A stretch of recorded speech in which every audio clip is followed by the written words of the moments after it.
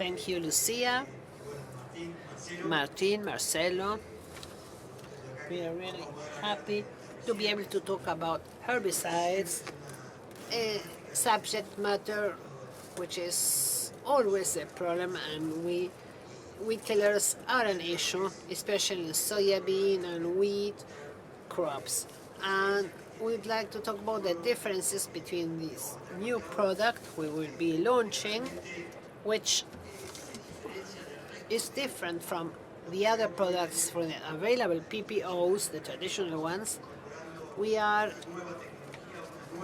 including a new technology, a new molecule that will be introduce a change in weed management. Okay, the floor is yours. I will be asking the questions later on, so please think of questions for these two speakers. I don't know. Well, I will start. Let's talk about weed resistance.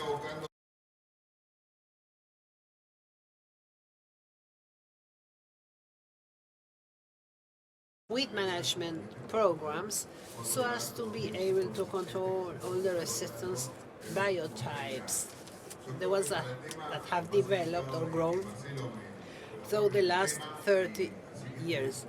I believe Marcelo should also talk about this, so I'll give you the floor so that you introduce the subject matter, talk about new elements and resistance. Well, the resistance to herbicides began to be seen in 1980 and 1990 when we had ryegrass resistant to glyphosate. Later on we had another resistant weed in Argentina, and after that the biotypes started growing. Today we have 30 or 40 species. We have some kind of resistance in Argentina, and what we see now increasingly more is multiple resistance. That is, in the same biotype we have resistance to two or three or four modes of actions. In the US there are some biotypes of amaranthus that are resistant to 4 modes of action, and this is what will evolve in the future. We will have multiple resistance in the future, increasingly more. Well, what we can see on the screen is, well, in Argentina we have 5 modes of action when there is resistance, even multiple resistance. This is well described. It has all been published. Already we have taken that information. And well, we know that clearly the increase, exponential growth of types of resistance, basically starting in 2010, 2012. And after that, problems got increasingly worse. In 2014, we had a program called PEM, Experts in Weeds, and in order to find a solution for this problem, we wanted to have a comprehensive approach. That is, we wanted to use all the herbicides the company already had. We have many herbicides, HPPD, in the case of Conway, PPO, HIP, products such as the some solenoids with clear fit technology in rice and corn, and some other herbicides, and how they could be used together to reduce or manage resistance.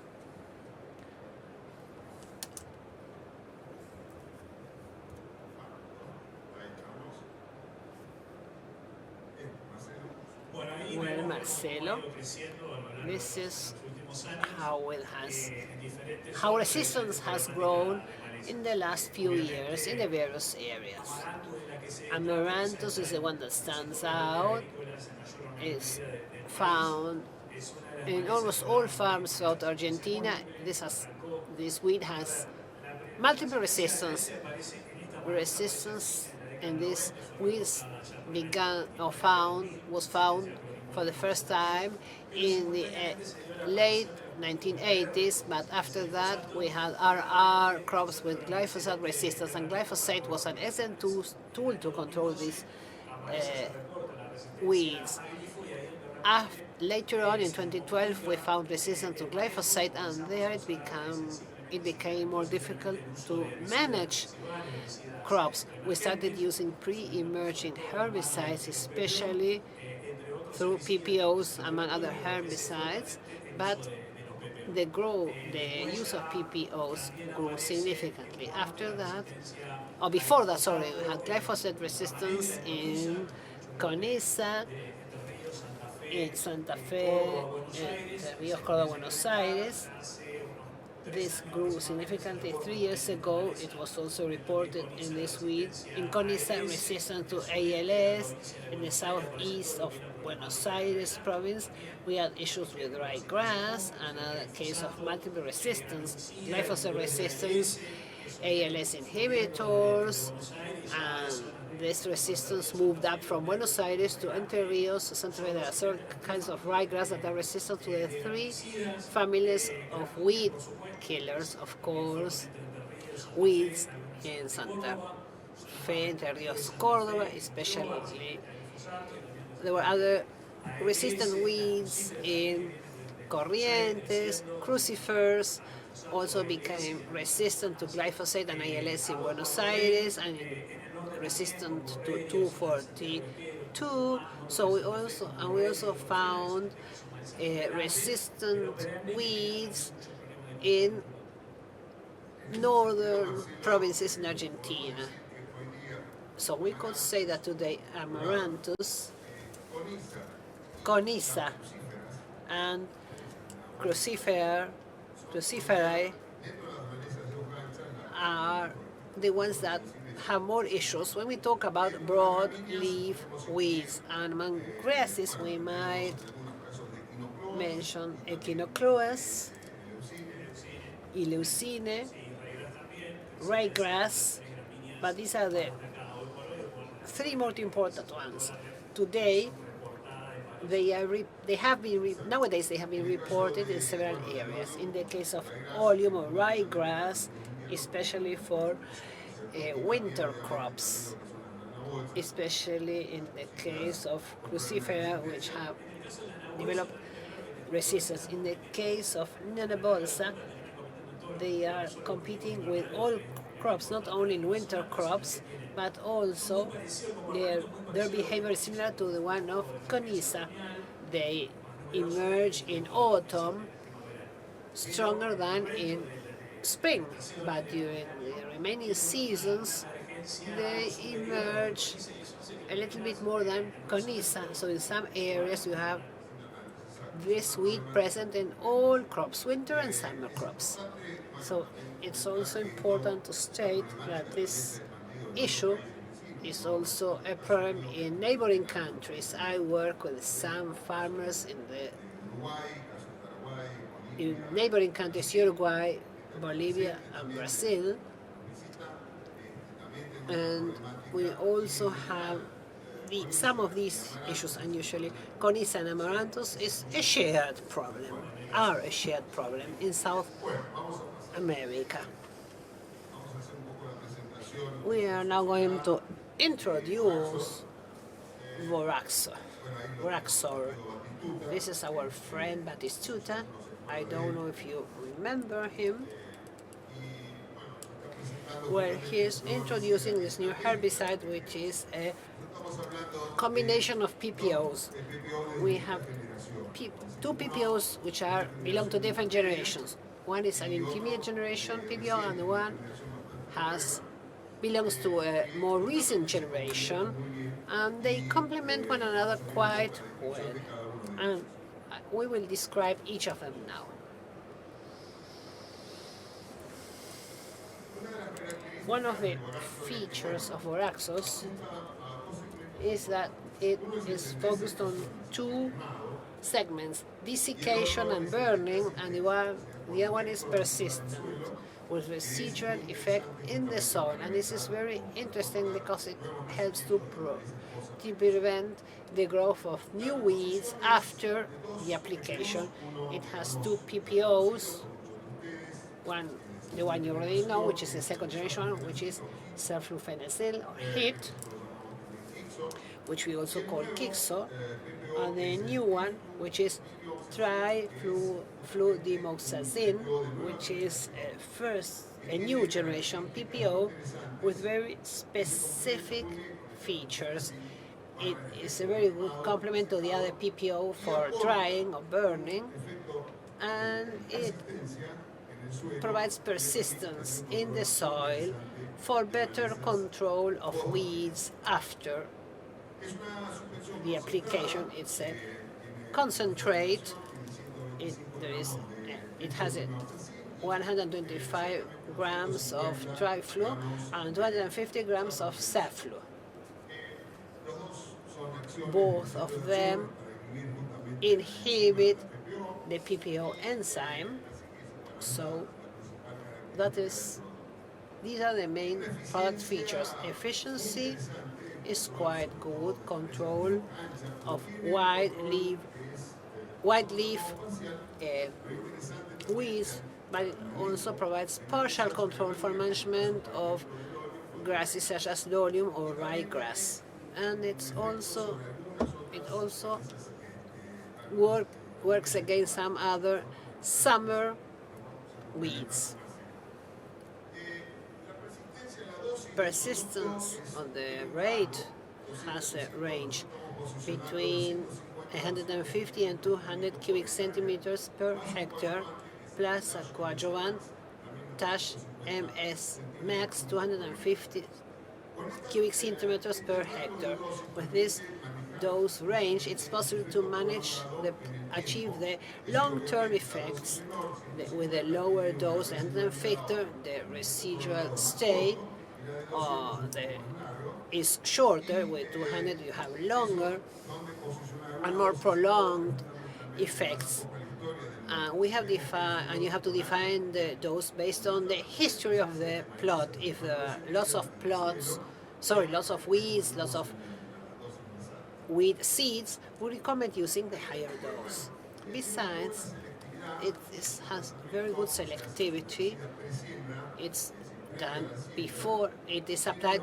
It is applied before planting, and it is very good for several crops: soya bean, corn, peanut, and there are two winter crops, wheat and barley, where this can be used to control brassicacia that have resistance in the case of winter crops, and a reduction, and it's also used to manage ryegrass and lolium in these two crops. We have also said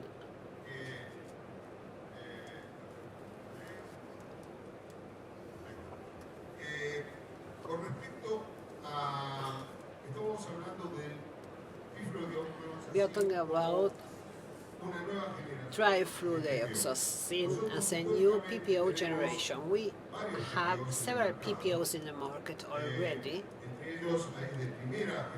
Some belong to the first generation, the old diphenyl ethers, formesafem, lactofem.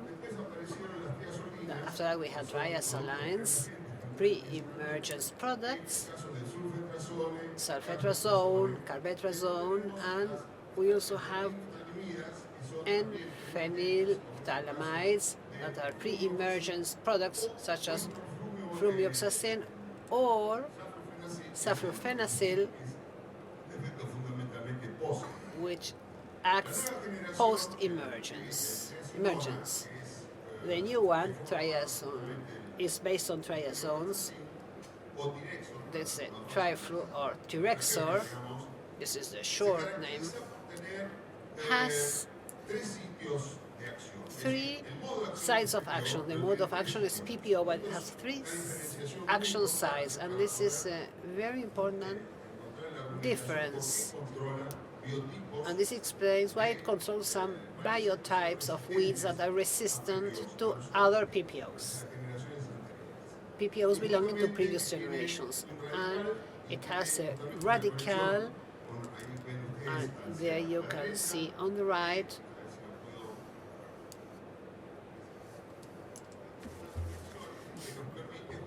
so here the enzyme is blocked.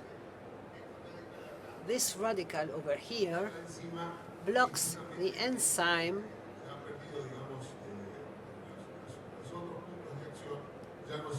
that has, and the other areas of action have already been blocked by, cannot be blocked by the products for which there is resistance. That's why we are able to overcome resistance with the new PPOs. This was started in the US, especially in the case of amaranthus, where there are some biotypes that are resistant to PPOs. And just to complete this, basically, in order to make the most out of a product like this one, it has a desiccant product effect and a residual effect. And the green cover that has to be in place shouldn't be over 30%. The best will be 20 or 25%. Therefore, it is possible for the residual herbicide will get to the surface of the soil and get into the soil with the early rains. If the coverage is above 30%, the herbicide will not go into the soil, and we will be wasting, so to say, the residual effect. And in order to talk about this active ingredient, the trifluorodeoxyzine is a new generation, and through molecular engineering, some features have been improved to overcome the resistance to first or previous generation PPOs. Through molecular engineering, we looked at resistance. Resistance may be present in two ways, either because the herbicide is not absorbed or translocated, so it doesn't get to the site of action, which is usually an enzyme where the herbicide will act. In some kinds of weeds don't let this herbicide go to that site of action. In some other cases, the enzyme is not able to bind to the herbicide because it was a deletion or because some point was deleted, some binding point, or maybe there is a mutation or one enzyme is replaced by another one. But the first generation herbicide would bind to some areas in the enzyme. These sites have changed their shape, so these herbicides are not useful any longer. A través de esta ingeniería molecular tienen como gancho biotipos, particularly in biotypes where PPO, prior generation PPO, were no longer functional. As you can see in this slide, this is a report with authors such as Young and other researchers from the University of Missouri and other people from Basf. They have try this product that has effects on biotypes, for example, in mutations that are resistant to trifluorodeoxyzine. But there is literature that says that the herbicide is effective against 3 or 2 mutations. If there is double mutation, the herbicide is still functional. In this case, these are pictures, and they are very illustrative. Here we see the check, triflu at approximately 250 cubic centimeters of boraxor, low level, and then triflu with 50 grams of active ingredient. To consider The dose is in Argentina. The dose in Argentina is 25. There is no action on this type of biotype of Amaranthus, which would be resistant to PPO. And then a good check of these 18 grams of triflu. This is an interesting chart.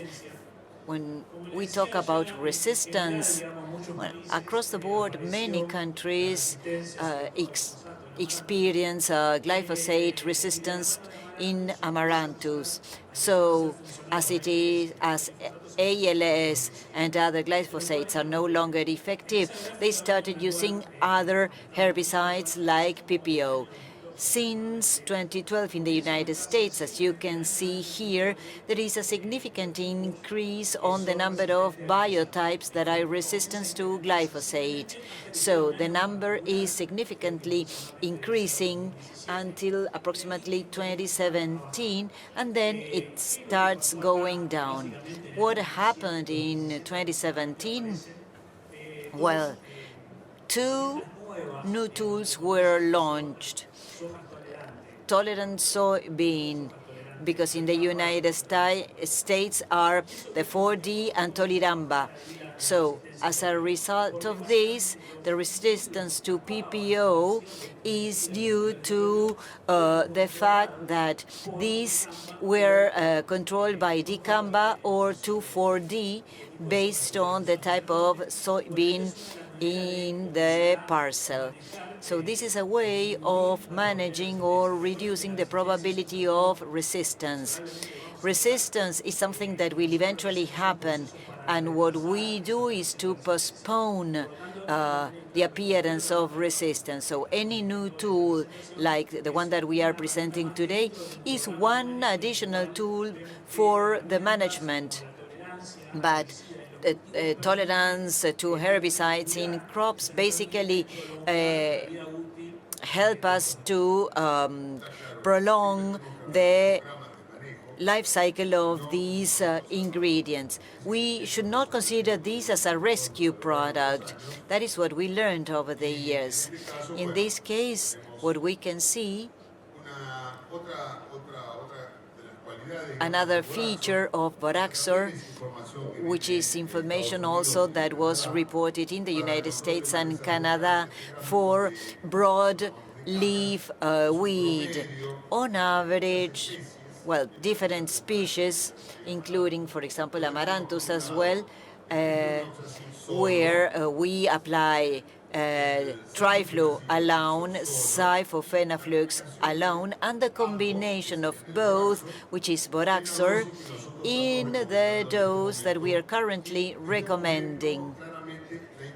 And we see the interaction or the synergy that occurs between the two PPOs in the control of burning and desiccation in the North Hemisphere. Another interesting aspect to mention with regard to the persistence of Boraxor in the soil, and this is a very important contribution of triflu and saflu, because triflu has low solubility in water in the soil, and as a result of that, it has a long-lasting effect on the soil.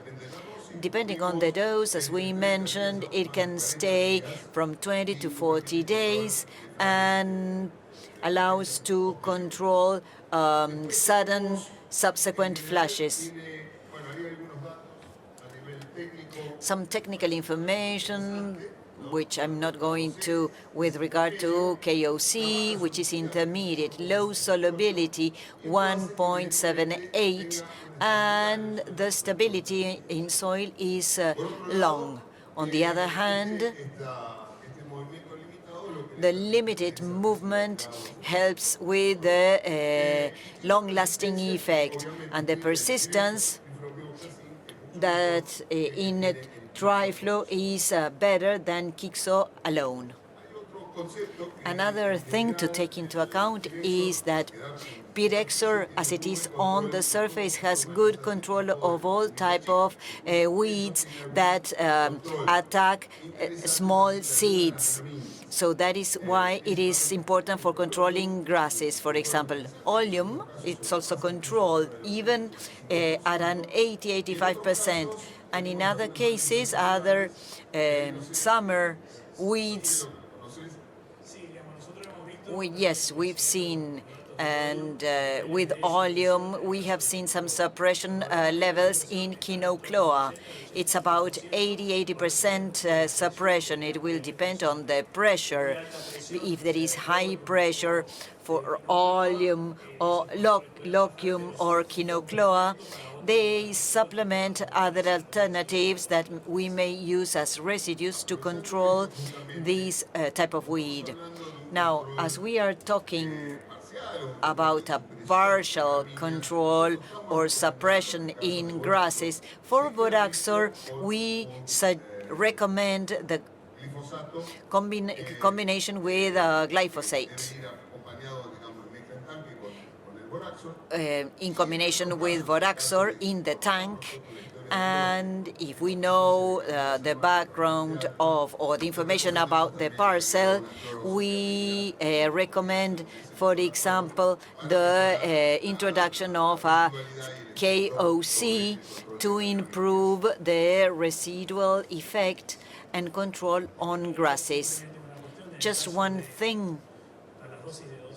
When we talk about Boraxor at 200, we have 70 grams of triflu that have good burning, and they have residual effect, like Conyza and Amaranthus. In Amaranthus, with Saflu, it's enough, and in the case of Conyza, the residual effect can be up to 60 days, and then we need to add the effect of triflu.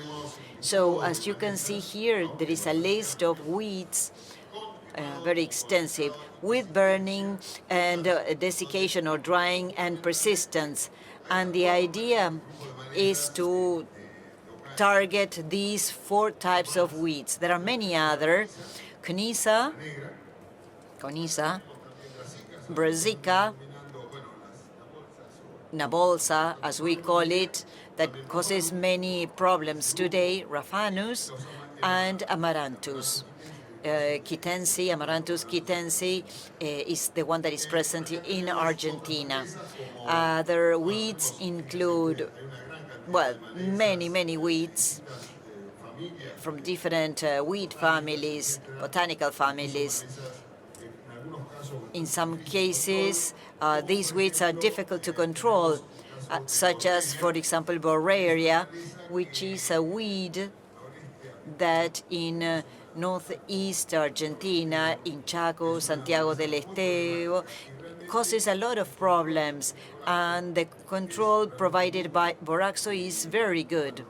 And I don't know if you want to comment about this. With this type of weeds, Borreria, Bonfrena, for example, are structures that rebound constantly. They have a root effect, and if we combine burning and residual herbicides, because first of all, the management is not chemical, because first we have to remove these in autumn, and in this way what is emerged is pretty much controlled, and in spring we use residual weeds including triflu, and if you need to burn and use residual, you can use Boraxor, remembering the coverage, 30% only. You will have a good coverage of the green grass, because if not, it will inhibit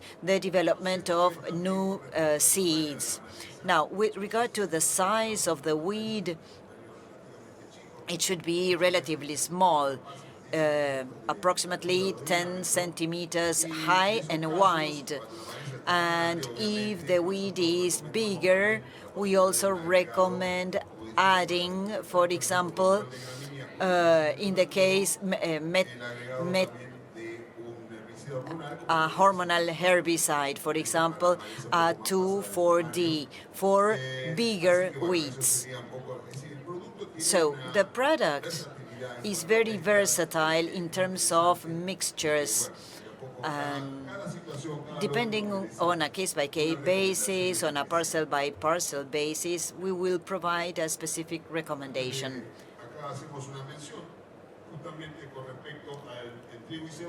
For wheat and barley, partial control of oleum in areas, and also both burning and the residue effect of Navolia and brassicas. PPOs have synergy over gramin herbicides, grass herbicides, and if we use cletomine 20, perhaps the same effect can be achieved in 7 days. So we can use Voraxor in the pre-sowing season in barley, and then with a specific treatment post-emergent for selective crops for oleum, residual oleum control, or any new appearance surrounding the crop. This is the technical positioning for Argentina. As we mentioned, we have a dose of 100 to 250 cc per hectare 7 days prior to the sowing in clay or loaming soils or loose clay, and we extend the period of application at least 15 days prior to the sowing. And we know many PPOs, flu or sulfa, that follow more or less the same type of management, and if it's more or less the same as a good PPO, we should be careful in coarse soils or loamy soils. If we need to mix it with other type of metafloxamines, well, we have to be very careful with the sowing, because the closer to the sowing, particularly for some PPOs, the greater the risk of phytotoxicity from the PPOs. Now, we always recommend combining this with glyphosate. There are many formulations in the market. Extremium is one of the formulations, and in this way, we have a very good compatibility.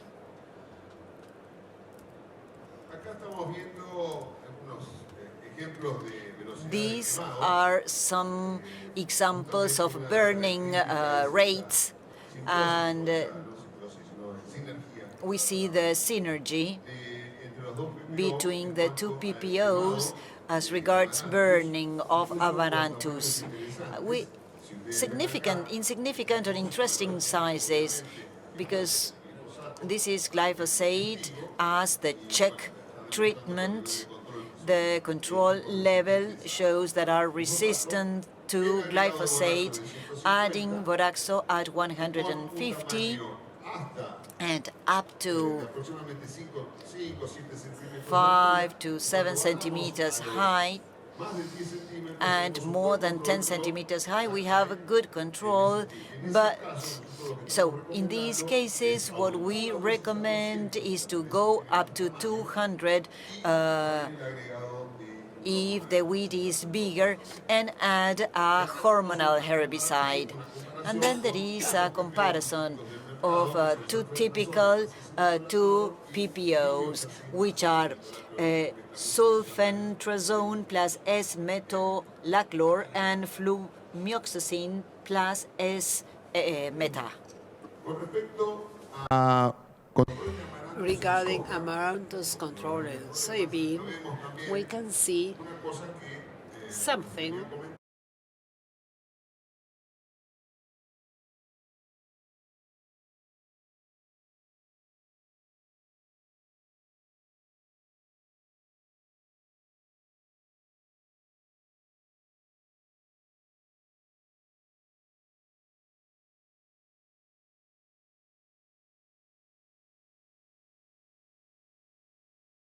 So this is a very interesting control because it's a long-acting agent.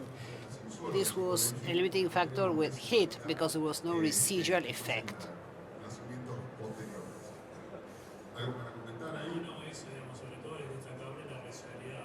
The residual effect should be highlighted. 60 days, we have found that long-acting effect, which is better as compared to previous technologies or previous agents. Well, this is the comparison we have on the screen. We have fruit. So we have different combinations of agents, and we can see that at 60 days, with the previous combination, the control was much more limited.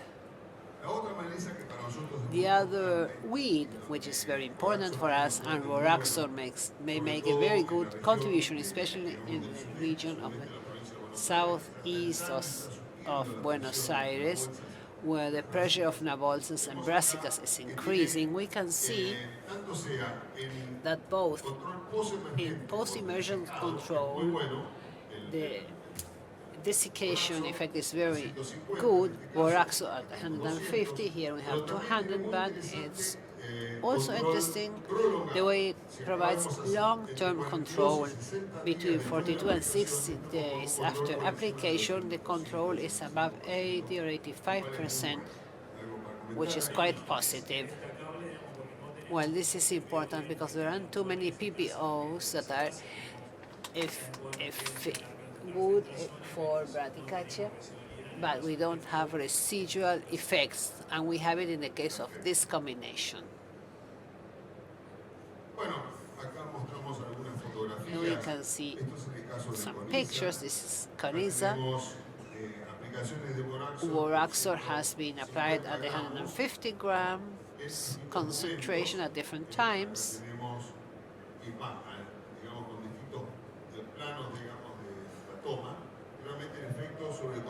The control of coriza is quite good.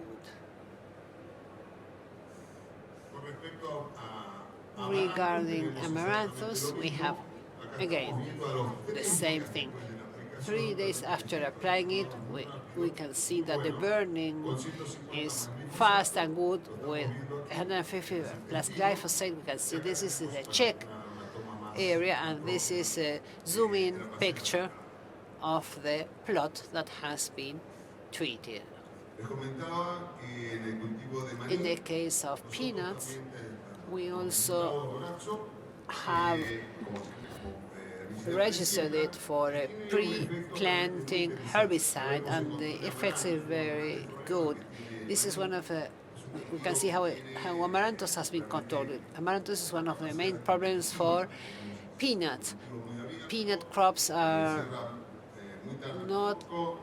do not compete easily because they are planted in wide apart, so amaranthus is a problem, and the residual effect of Boraxor makes it possible to properly control the weeds. And if we compare, look what happens when we compare it with sulfentrazone. Even with heat, it doesn't achieve the same long-term control as the one we achieved with our product. This is 30 days after it was sprayed.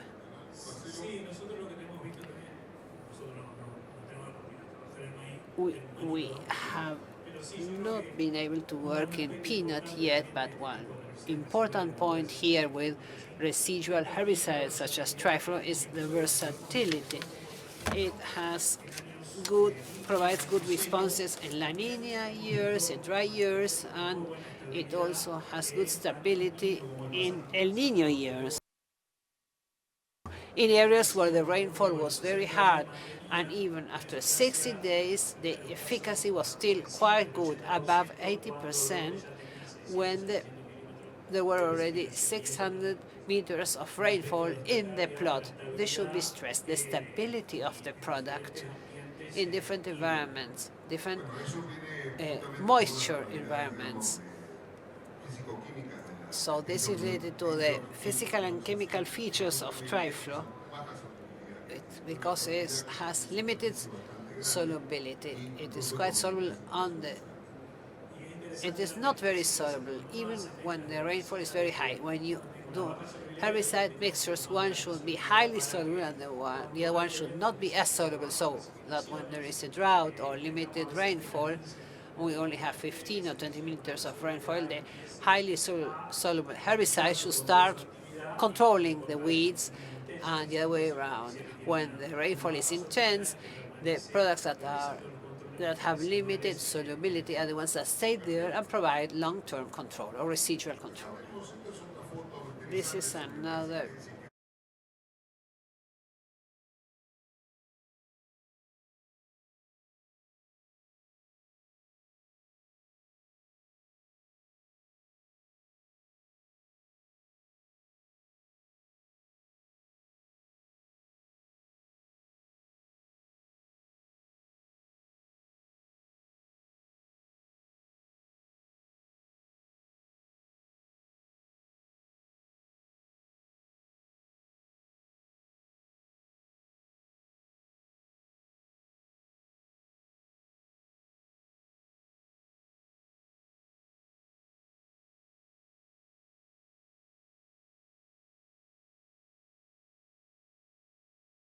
glyphosate.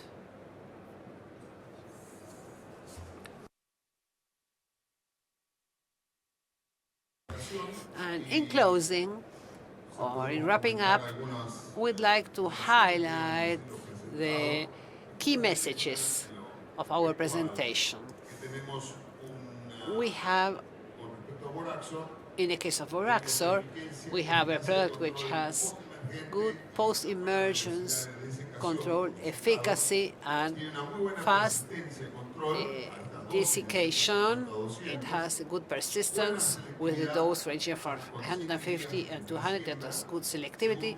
7 days pre-harvest. Depend on the texture of the soil. We may have to do it earlier. It is very versatile. It can be used with many different crops. Winter crops or summer crops as soybean, corn, and peanuts. We are also working or testing it on other crops, cover crops, sorghum, rice, etc. But we still have to produce more information. It is very flexible regarding the rate. It ranges between 150 and 200, and this depends on the amount of weeds, the texture of the soil, and the persistence we want to achieve. The higher the dose, the longer the persistence. And I'd like to add, or to stress, as you said earlier on, that these new tools work well even in the case of herbicides for which there was already resistance. So the new herbicides are effective even in the case of resistant weeds to other PPOs. But management is key. The management of survivors is key. If there are survivors after the application of any herbicides, we have to control those survivors using a different mode of action or a different tool. That is key. There isn't just one-size-fits-all tool. This happened with glyphosate. So this tool should just be part of a toolkit that is part of the sustainable management program that includes other tools that have different modes of action. Well, this is key for us, and we shouldn't fear resistance, but the resistance should be properly managed, and that's why we have tools which are very valuable today. I believe it's good news what is happening in the U.S. regarding there is a downwards trend regarding the emergence of new resistant weeds as new products appear to manage those resistant weeds. We say goodbye to Batistuta. Marcelo, Martin, thank you very much. We have some questions now. Martin, the first question is for you. It's related to sunflower. Could we use this product before planting sunflower? No, crystal clear. If we have a component that is a PPO, such as SAFLU, which is heat, unfortunately, I'm saying this, but well, we are controlling the weeds in sunflowers, so we should not use it as a pre-planting product for sunflower. But Triflu is selective in the case of sunflower, and we are thinking of some formulation that might be used for sunflower, but this is in the long term. We are working on this right now. And Martín, anybody, any of you may answer this question, but the question is by Matthias. Does this Voraxor fully replace other does it fully replace other combinations, other two product combinations? No, it doesn't. It's not a replacement. In some cases, it will be necessary to use metallochloro, but in the case of sulfetra plus the effect of sulfentrazole for residual control, this active ingredient also exercise pressures important grasses such as lolium or quinocroa, and sulfetra doesn't offer this, and in some cases it has more residual effect than sulfrexa. Sulfrexa exercises pressure on some grasses, and in some cases Triflu has better residual effects when talking about suppression. And this is a question for Martín. But the question is related to combinations, whether we could create a combination with ammonium glyphosate, and maybe we could talk about other combinations, because this is a very versatile product. Well, this is a product that can be combined. For example, it might go with glyphosates. Another full herbicide might be used as glufosinate. It has very good interaction with glufosinate. And we may also use it with post-emergent grasses, such as grass killers, and it may also be combined with S-methodachlor or another acetamide, or I also have combinations for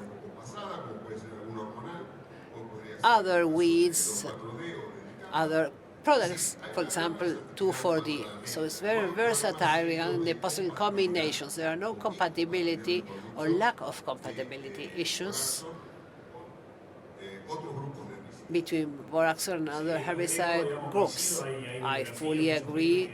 There are many papers that report the synergies between PPOs and glufosinate, but if we want to increase the efficacy of glufosinate, these combinations, if you add Voraxor, we should remember that glufosinate is a herbicide that likes sunny days, and it needs a lot of sun radiation. It should be applied 4 hours after dusk, 4 hours after the sun rises, and 4 hours before the sun sets.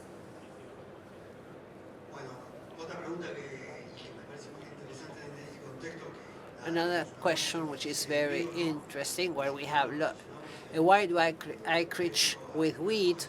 So how do you use it when you plant soybean as a second crop? So after wheat, how do you apply Voraxor? We know that if the crop was good, there will be no weeds, but if the wheat has suffered more, there will be more weeds. How do you position this product from the point of view of the residual effect and the desiccant effect? For desiccation of wheat, no. Planting something after wheat as a second crop, no, after wheat. Planting soybean as a second crop. Well, there are no problems, provided we know that we have to apply it 7 days before planting. If it's a sandy soil, maybe you should do it a little bit earlier, but there won't be problems with soybean as a second crop. Another interesting question is related to some plants such as hyponeas. In the south, we also have some of them. What is the performance of Axel for the control of those weeds? In the case of creepers, in the case of polygonesias, the product is very good, but especially in the Diponeas, the product has already been launched in Uruguay and Paraguay with very good results, where they have big issues with hyponeas, not in Uruguay, but in Paraguay. There is good control. And just to complement what he has said, we get many queries about the residual effect, where we have a lot of problems of hypomoea, and you plant corn, have a CL and ACL hybrid is also a contributing factor. Another important question is this one. How does this product break down? And this is related to the fact that we are using lots of PPOs in several crops, and we should understand how this product breaks down. Well, regarding the breakdown, we are using quite a low rate. In the case of cardio-rev, this is related to the rate. It's not so much of Saflu, but rather of Triflu. In that case, we use a low rate, at least in the time you have before soybean, and when you later on plant autumn crops, will have no issues. Of course, after some time with a given amount of rainfall, in a year of normal rainfall, so that you have the proper breakdown. Breakdown or degradation is also microbial. It's a microorganisms that are involved in soils where there is more organic matter. Microbial activity will be more intense, and the breakdown will be faster. And of course, this also requires the right amount of moisture and the right temperature.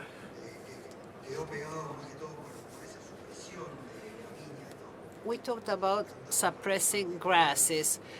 There's a question about chloris control, and maybe it's worthwhile expanding this, because when we look at these products, we always focus on the control of broadleaf weeds, and we have seen that Axesor controls many of them.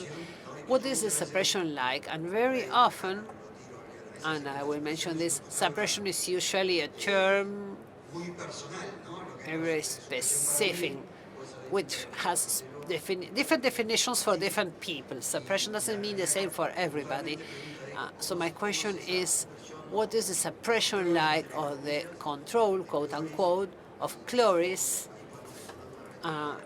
of the other grasses, the control by Axesor?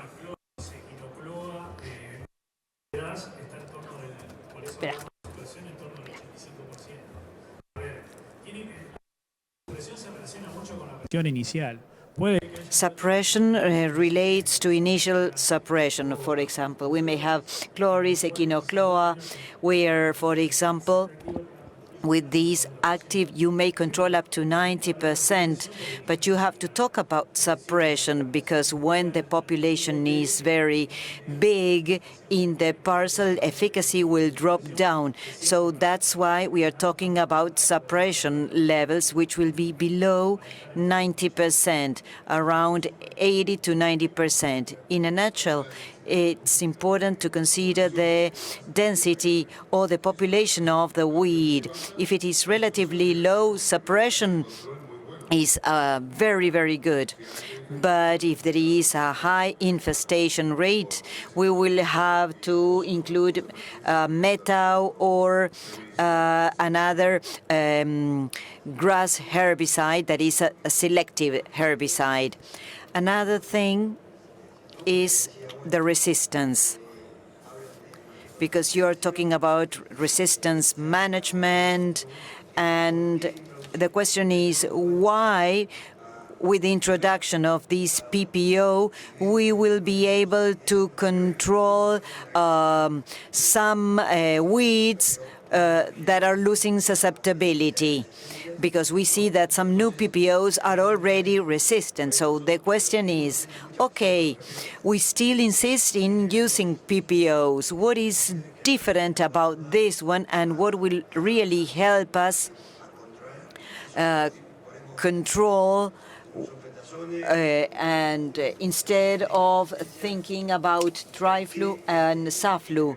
So why this PPO, which has the same type of action, will help in providing a better control? Well, as researchers, we believe that to develop a new type of action is very costly. It takes time. So this type of molecular engineering development that takes place in herbicides and other type of products based on type of actions that are already known and that provide resistance against other PPOs.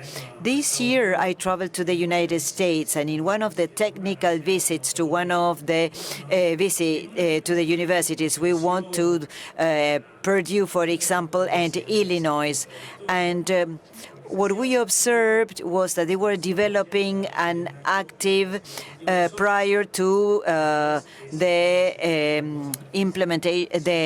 planting of soybean, and they were using 25% of the initial dose that was planted in 100%. But in this case, soybean was tolerant to 2,4-B, and the researcher was saying, what we do with the second dose at 25% of that 100%, we try to reduce the number of survivors that will receive the dose of 2,4-D. In this way, we reduce resistance. And these are alternatives that help prolong the appearance period, to reduce that, and by using not only the same type of action but the same herbicide. But it was important to eliminate the survivors with other technology like 2,4-B. So they lower the number of survivors for subsequent seasons that are potential for resistance, and that reduces the probability of resistance. In Argentina, and this is just as a way of clarification,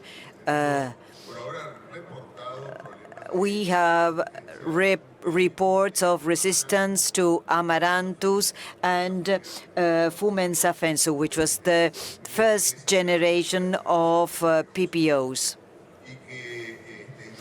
It's the only information that we have reported. I believe there is some resistance in the north and center of Santa Fe and in other provinces as well. That is what we know, and with this tool we can manage these resistant biotypes. There is another interesting question, because you talk a lot about overlapping PPOs. I remember a visit to Chile, and they were talking about the double seal. I apply, for example,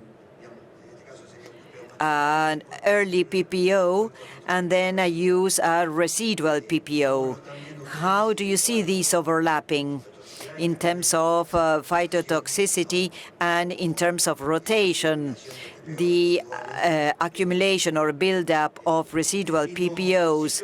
That is to say, it's going to be prior to soybean planting. My example is an overlapping, but it was within the crop. When we talk about resistance, the important thing is to control the survivors. It's very important to control survivors with other tools that have a different type of action and eliminate those survivors. And then the type of soil, because it is a sandy soil with low levels of organic matter, low levels of clay, you have to think about the winter crop and that the rains help you to plant the winter crop. No more comments, because no, you want to leave, Martín. I think that they are kicking us off, right?